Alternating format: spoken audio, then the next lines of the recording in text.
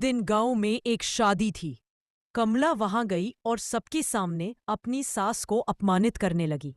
मेरी माँ जी तो मुझे बिल्कुल नौकरानी समझती है। खाना भी मुझसे बनवाती है, काम भी करवाती है और ऊपर से डांटती भी है। अरे बहू, श्यामा जैसी माँ तो लाखों में मिलती है। तुम झूठ बोल रही हो। पर कमला ने इतना रो रो कर नाटक किया कि कई लोग उसके पक्ष में हो गए। श्यामा यह सब चुपचाप सहती रही। एक दिन रामू को खेत से लौटते समय पड़ोसन ने सारा सच बता दिया। रामू बेटा, तुम्हारी अम्मा बहुत सीधी है। कमला ही चालाकी करती है। हम सबने अपनी आंखों से देखा है। रामू चौंक गया। उसने अगले दिन घर पर छुपकर बहू की बातें सुनने की ठानी।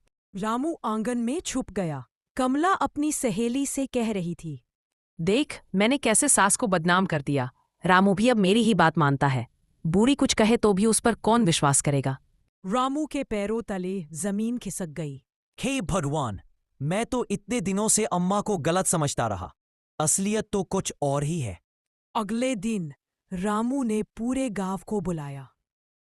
गांव वालों, आज मैं सबके सामने सच लाऊंगा।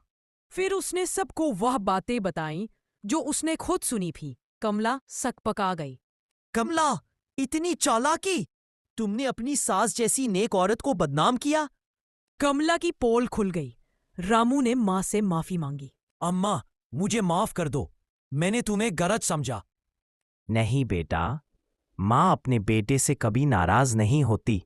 कमला की चालाकी का भेद सबके सामने खुल गया। गांव की औरतों ने भी श्यामा से माफी मांगी। रामू ने मां के साथ रहने और उसकी सेवा करने का प्रण लिया। कमला को अपनी गलती का एहसास हुआ और उसने सबके सामने झुककर कहा, माँ, मुझे माफ कर दीजिए। लालच और चालाकी ने मेरी आंखें बंद कर दी थीं।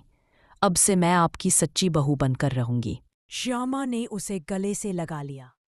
इस तरह गरीब चालाक बहू और सीधी सादी सास की यह कहानी हमें यही सिखाती है कि झूठ और चालाकी का कितना भी जोर हो, लेकिन सच हमेशा सामने आकर जीतता है।